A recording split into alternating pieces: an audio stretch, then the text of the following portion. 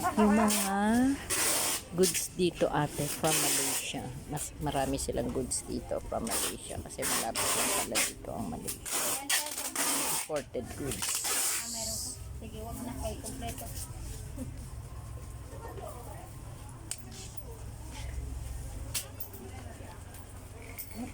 Anong kaibahan dyan nung ano, yung coffee? Ano ba yung coffee kay ate? Hindi ko kasi alam eh. Este que oh. Kay ate kasi yung hindi pang 30. Ano bang tawag ng decaf? decaf yung kape niya eh. Teka, hanap tayo ng decaf mo ko. Ano ba kaibahan nung decaf? 330 na eh. Ano, te puede Cellophane plastic lang lang. mo, no? Cellophane lang to.